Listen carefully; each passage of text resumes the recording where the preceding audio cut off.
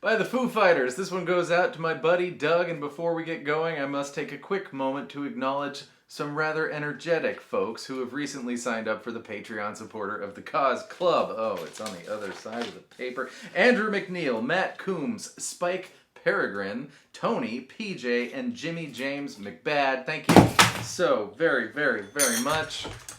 Halloween clearance sale for your support. And if you would like to find out what that's all about, the link is in the description. Put your bad self into drop D. That means your E string is going down one whole step to D. There's a lot of cool reasons to be in drop D. This song has two of them. The first being, normally when we play a D chord, major or minor, we only strum 4 strings. But since we've got a now low D string, we get to strum all the strings. Speaking of D minor, that's the first chord of the song, and it happens to be the chord everyone always forgets. So let's go over it real quick. E1, G2, B3. However, I'm going to use my pinky finger for the B3. You'll see why in just a second. Strum all your strings. For chord number 2, all you have to do is take your middle finger and put it on the A string 2nd fret. I find that I can reach that better when I use my pinky finger for the D minor, but if that doesn't give you any problems, go ahead and do that. Either way, strum 5. This, by the way, is a G7 chord, believe it or not.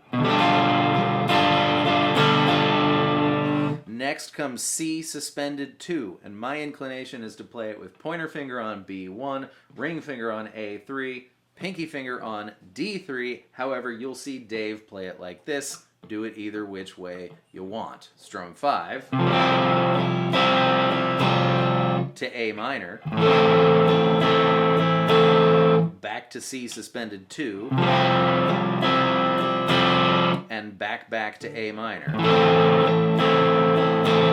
And that's the progression. It's a 6-chord progression, a 6-measure progression, which is a little unusual. Normally, music likes stuff that's divisible by 4, but this one's 6, so go figure Dave Grohl. Anyways, D minor, G7, C sus 2, A minor, back to C sus 2, back to A minor. And that's your verse. Except at the end of the verse segment, sometimes it's different, and that's Ferguson. And when that happens, it's B flat suspended 2. This is the song of suspended 2s. You go all the way across the 1st fret from the A string to the E string, and then you add the D3 and the G3, and that's your B flat suspended 2. To A minor, to G. However, normally we play G like that or like that, but this is not an E string anymore, it's a D string. So if we were to do this, it wouldn't sound very good.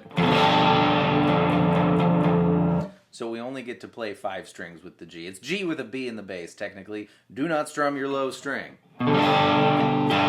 Here's context for you. From the C sus, A minor, one more C sus, one more A minor, here comes the B flat, A minor, and G.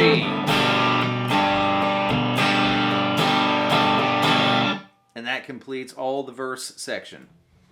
And here's the other cool reason that this song uses to be in drop D. When we play a power chord like that, it's not going to work anymore because our E string is now a D string. So when we do this, it's really like doing that in standard tuning, and that's not something we ever do. So to do a power chord, we need to move the low string up 2 frets, and you can do that with one finger. So it's the low 3 strings with one finger, and it's going to be 0, 3, 5, 7, 3, 0, 3, 0, 3, 0. At which point we switch to single notes, 4, 5, 7, followed by a boom from the 15th fret. 0, 3, 5, 7, 3, 0, 3, 0, 3, 0, 4, 5, 7.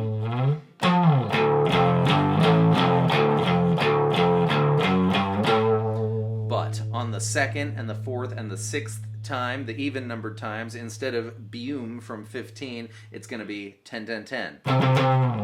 So here's your whole thing. 357 457 15.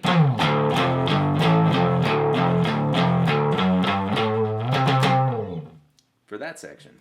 And actually, those are all the sections. So go use your earballs and figure out which one goes where, when, or if you think a playthrough would help your learning process, you will find that on my Patreon page. Thank you so much for being here. I hope that was fun and helpful. I hope you're not exhausted, and I'll see you next time with more stuff. Goodbye.